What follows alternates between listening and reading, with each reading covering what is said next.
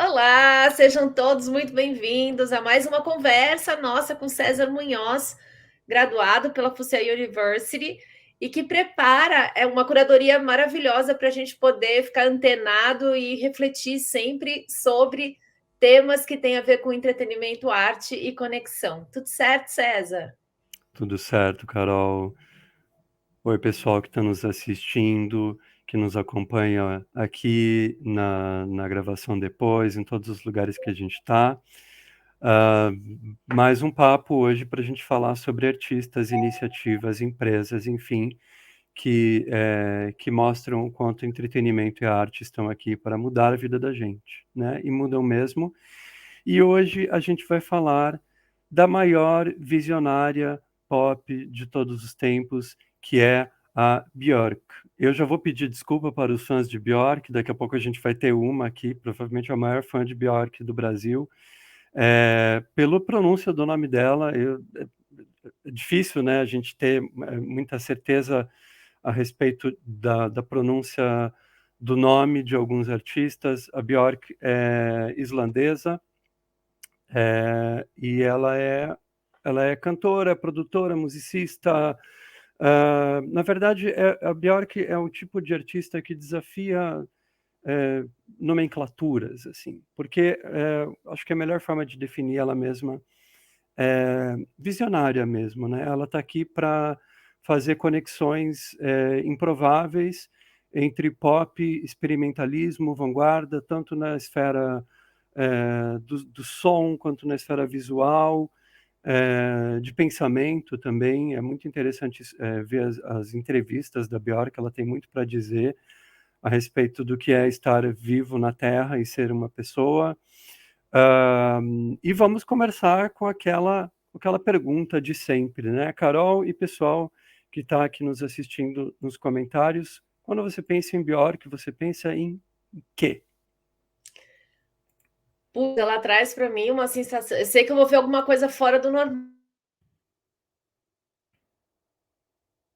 que vai.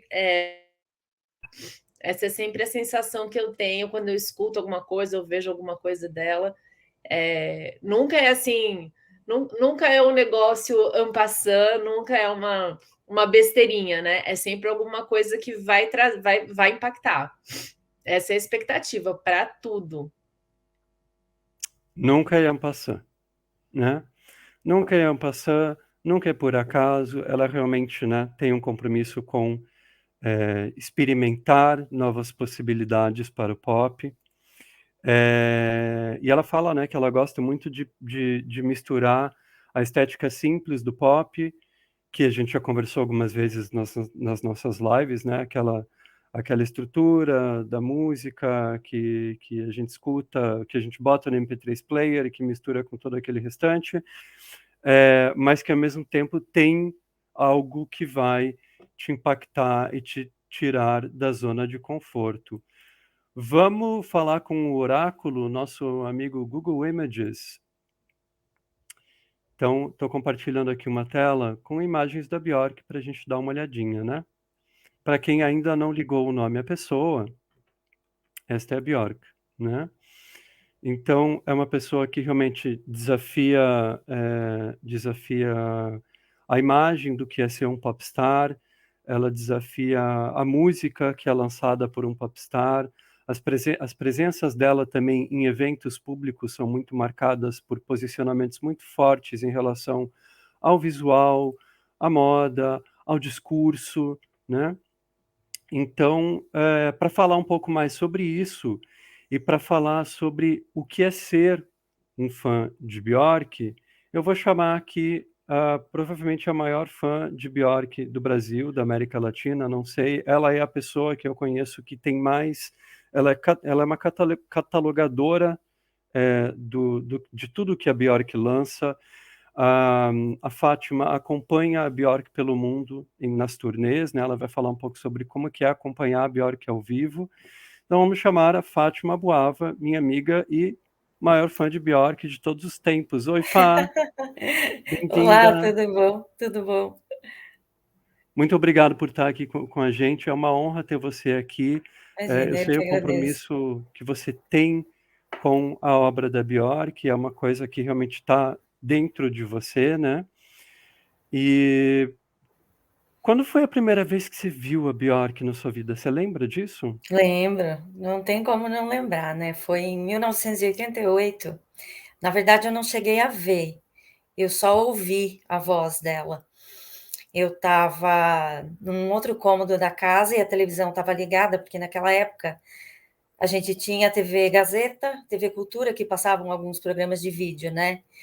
E eu deixava no horário dos vídeos para pelo menos ouvir o que estava passando, e de repente aquela voz, né? No Sugar Cubes, e eu fiquei enlouquecida. Eu tinha 16 anos na época, e desde então, assim, eu sou fascinada. Mas o que me pegou mesmo, assim, foi a voz dela, né? A voz dela foi um marco para mim. Pois é, a Fá citou o Sugar Cubes, que esse aqui é o Sugar Cubes, né, Fá?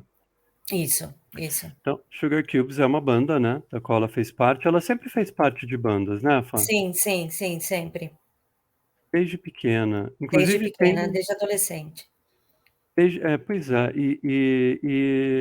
me corrija se eu estiver errado, Fá, mas eu vi uma entrevista dela falando que inclusive tem um álbum dela de criança, né, Sim, no YouTube. É um álbum que não está na discografia oficial dela, mas é um álbum em que ela canta como criança, e que depois disso ela sempre foi convidada para fazer parte de projetos com adultos, mas ela queria se envolver com gente da idade dela mesmo, né? Então, isso. desde então, ela se envolvendo com bandas. Faz sentido isso, Fá? Sim, sim, faz todo sentido. E ela disse também que, não sei se você chegou a ver isso, ela fala que nesse primeiro disco ela tinha 11 anos, né? E já tinha essa consciência. Ela falou que nunca mais queria fazer um disco, porque é um disco de covers, assim, né? Ela não canta nada dela, não é nada dela. Isso, esse daí. Ah, é E uma aí ela graça. fala: eu decidi, daquele dia em diante, que eu nunca mais iria fazer nada disso, que eu ia fazer música minha. Então, desde pequenininha, né? Ela já tem essa consciência aí. Vamos falar um pouco da variedade de estilos musicais. É difícil falar de estilos musicais falando de Björk, porque ela desafia tudo isso, né? Mas, Eu acho que o que você falou ali é complicado, né? Colocar ela sei lá, numa categoria só, né? exatamente. E é, fala um pouco dessa busca dela com música, assim. Como que você acha que é o envolvimento dela com música, e como que você acha que ela decide o que ela vai fazer no disco seguinte, assim? Eu acho que ela segue muito a intuição dela, assim, né? E ela quer sempre desafiar mesmo, né? Ela não quer fazer a mesma coisa, ela não quer ser repetitiva, ela não quer fazer nada do que já tem, do que já existe. Ela sempre quer inovar, né? Eu acho que isso que pega a gente também, muitas vezes sendo difícil. Eu já tive um álbum dela que eu levei 2 anos para conseguir ouvir, que é o Biophilia. Eu levei 2 anos para conseguir ouvir ele inteiro, porque foi difícil. Mas a gente é fã, né? E aí a gente acaba se aprofundando um pouquinho mais. O que te incomodava tanto no Biophilia? Eu acho que essa coisa de universo, a formação do universo, eu falei, nossa, meu, que chato isso, ela vai fazer música se referindo a isso, sabe? Não sei, eu fiquei meio de bode, assim. E mesmo sonoramente foi difícil mesmo, sabe? Foi difícil de digerir. Mas aí eu comprei o álbum em 2011. Em 2013 eu fui para Chicago para assistir o show dela. E aí falei, cara, agora eu tenho que ouvir. Agora eu tenho que ouvir, não tem jeito. E aí foi assim. Bom, você acabou de falar de uma experiência em que você foi para Chicago assistir ela, né? A Fá Sim. acompanha a Björk aonde ela vai, ela tem assistido todas as turnês é, há, há muito tempo já, né? Como é que é ver a Björk ao vivo? Ah, acho que é uma. Bom, difícil, né? A gente que é super fã assim falar, né? É... é muito emocionante, assim, né? E ver todo o cuidado dela com ao vivo, a voz impecável sempre, né? Teve um show até que eu estava acompanhada pelo meu ex-marido, e ele falou: você tem certeza que ela está cantando ao vivo? Porque assim, uma perfeição mesmo, sabe? Não parecia que era ao vivo. E não tem muito o que falar, né, de ver a Bjork ao vivo, assim, eu já vi ela bem de pertinho mesmo, e já vi mais de longe também. Eu acho que de todas as experiências sendo fã de Bjork, a melhor é vê-la ao vivo. Pois é, aqui a gente está vendo aqui alguns exemplos do cuidado que ela tem com cenografia, com figurino, Sim, né? sim, sim, sim. Uma coisa que eu acho muito interessante dela é como ela desafia a apresentação do rosto de um popstar hoje, né? Porque a gente vê Sim, os popstars sempre, né? Existe uma certa etiqueta de como que um popstar se parece, aquela, é, entre aspas, correção, né, do que é ser um rosto de popstar, o rosto simétrico, acho que ainda se vende muito isso, né? Mesmo pessoas que a gente pode chamar de vanguarda, como a Gaga e a Beyoncé, por exemplo, a Madonna, elas ainda seguem aquela cartilha, né, do popstar que tem uma cara de estrela de cinema sim, no modo sim. clássico tradicional, e de repente a Björk chega chutando a porta, né, literalmente chutando a porta, né. Que é essas máscaras que ela tem usado, né, desde já faz um tempo aí, mostra bem isso, né? Aonde que você já assistiu a Björk ao vivo, Fá? Eu já assisti em Chicago, em Nova York, eu assisti 3 vezes, na Islândia, na Finlândia, na Suécia, em Luxemburgo, foi a última vez que eu assisti ela. E deixa eu No pensar aqui. Brasil. No Brasil, a primeira vez que eu vi Bjork foi no Brasil, em Curitiba, com você. Lembra? A gente viu lá na Pedreira, né. Sim, sim, foi lindo. Acho que foi só. Só. Só. Tenho muito orgulho de ter feito essas loucuras, assim, porque foi bem loucura mesmo, mas valeu muito a pena, cara. Muito, muito bom. Foi muito bom. Carol, videoclipe da Björk, você lembra de ter assistido algum? Putz, você sabe o que eu mais, quando fala de Bjork, assim, vem aquele filme, qual que era o nome? Dancer in the Dark? Isso.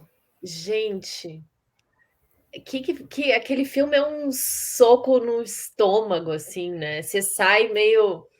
O que aconteceu aqui, né? É possível tudo isso, uma interpretação também, uma entrega, né?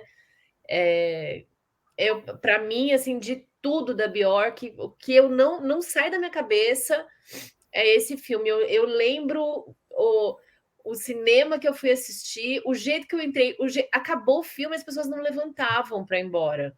Tava todo mundo afundado na cadeira, tentando se recuperar. Nossa, exatamente. Aconteceu a mesma coisa comigo. Exatamente. Ninguém queria sair e estava todo mundo chorando, todo mundo chorando.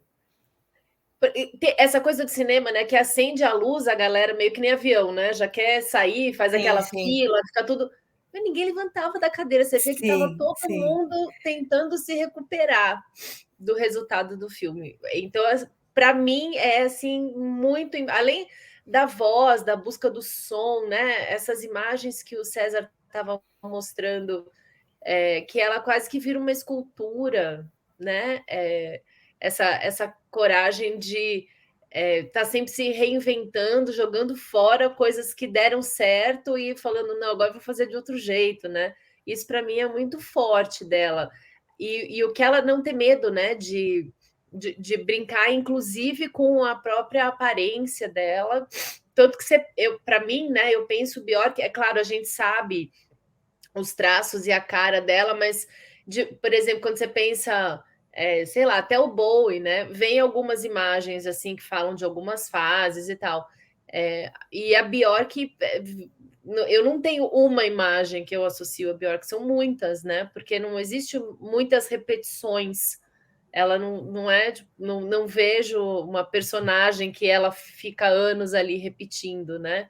Cada coisa é uma coisa uma explosão, né? Fora da caixa, uma junção de. Olha que imagem linda aquela do. Nossa, gente, é demais, né? Essa imagem daqui, né? Essa transformação que ela faz, que ela quase que fica irreconhecível, né? Você sabe que é ela porque é a cara dela fazer coisas assim, né? E as roupas, é uma leveza, né? E uma coisa enorme. Não tem isso que o César falou, eu acho que é bem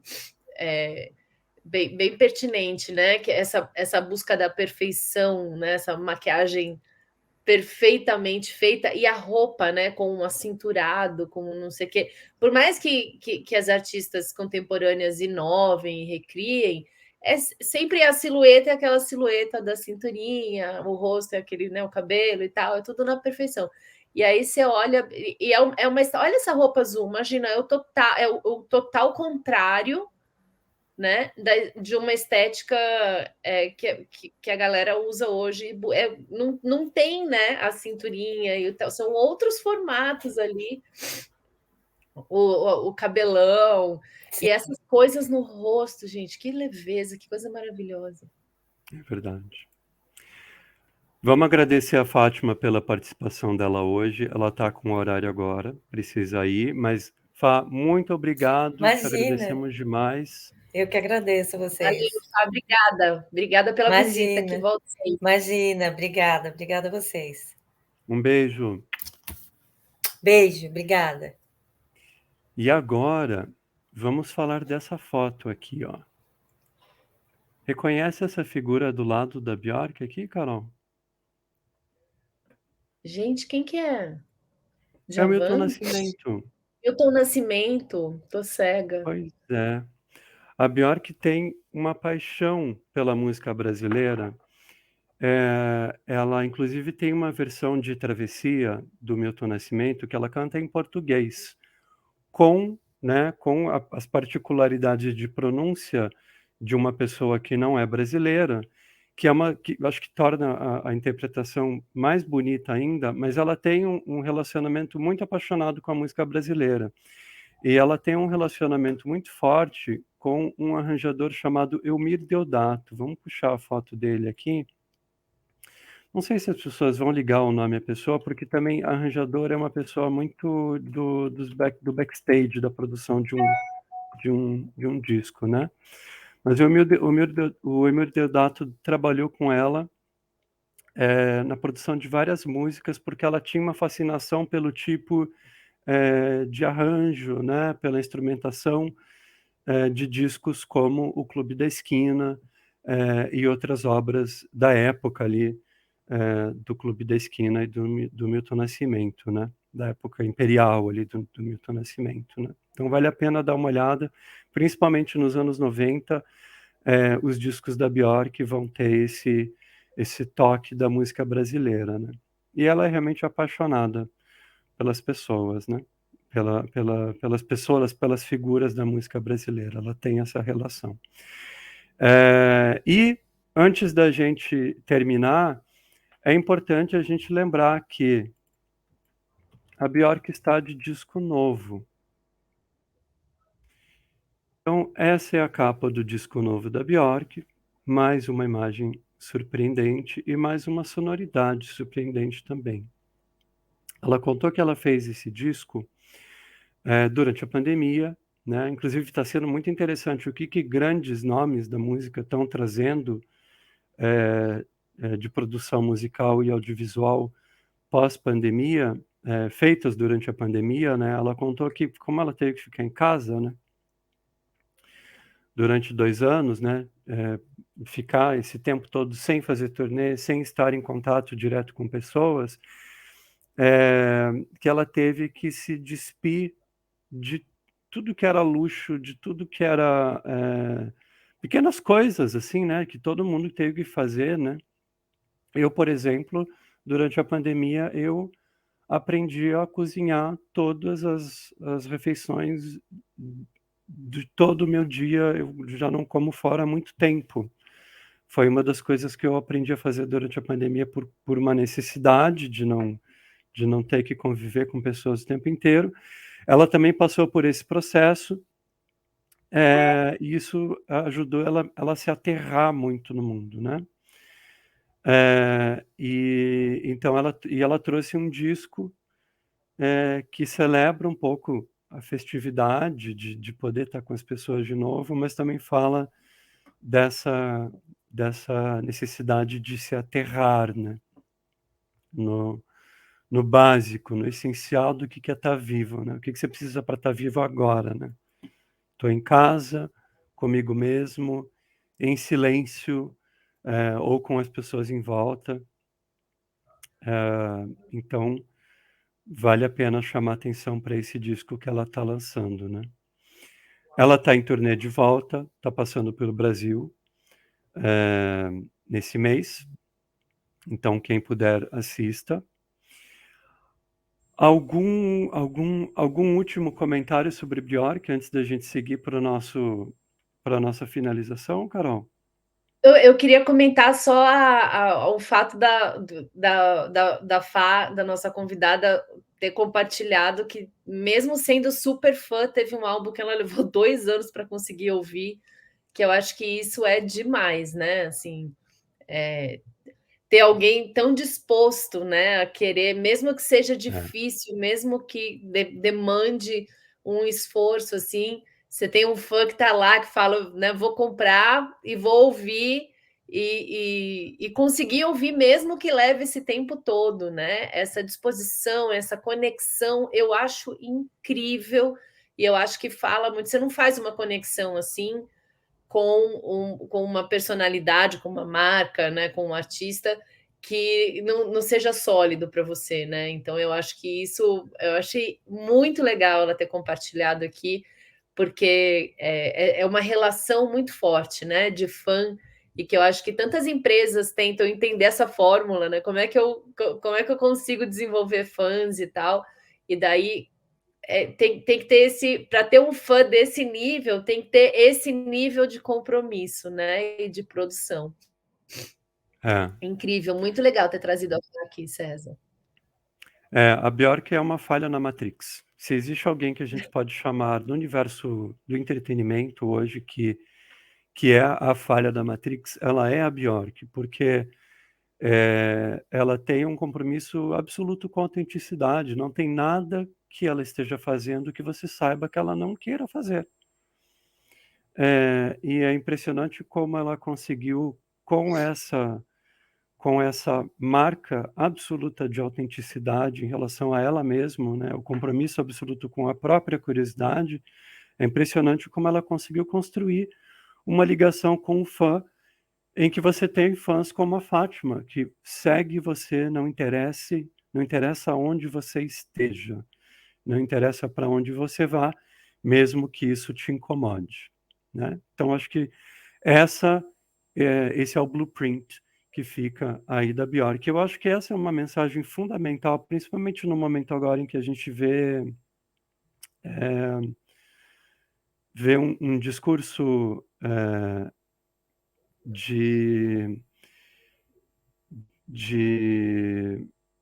pensando assim como artista musical, eu como artista audiovisual, eu vejo muito um discurso de mostrar para o artista assim, olha, aqui está uma receita para você bombar no algoritmo.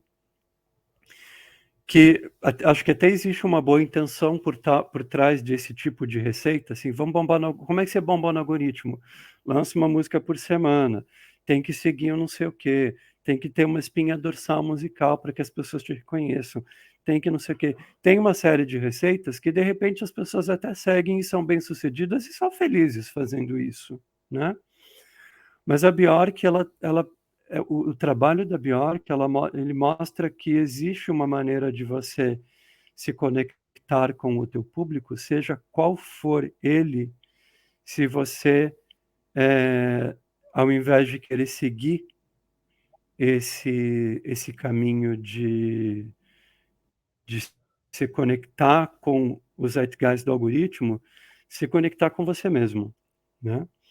E isso é uma mensagem muito importante porque quando a gente lembra, né, que a arte que vem do artista, a produção artística, ela é um pedaço da alma do artista, é uma lembrança de que, opa, você está seguindo a receita, tudo bem, mas o que você está trazendo é um pedaço da tua alma, né? Daqui 10 anos, daqui 20 anos, é isso que você vai querer lembrar que você lançou? Então, acho que é uma boa lembrança, tanto para o artista quanto para o fã, de saber que a arte ela tem um peso, ela tem um valor que vai além de qualquer relação de consumo mais superficial, né? É isso. Perfeito. Ela é o melhor exemplo disso. Incrível. Valeu, César. Absolutamente. Obrigada pela nossa conversa de hoje. Que bom. E nos vemos novamente em breve. E semana que vem. E semana que vem a gente vai falar de museus, que são um dos primeiros exemplos de tentativa da humanidade de juntar arte e entretenimento em experiências que servem a todas as idades, né? Foi uma das primeiras tentativas da humanidade de entreter as pessoas, seja como for. E a gente vai ver a história surpreendente dos museus e como que os museus existem hoje. Tanto museus de arte, como museus de história, museus de toda espécie. Fechadíssimo. Até semana que vem, então, César. Beijo.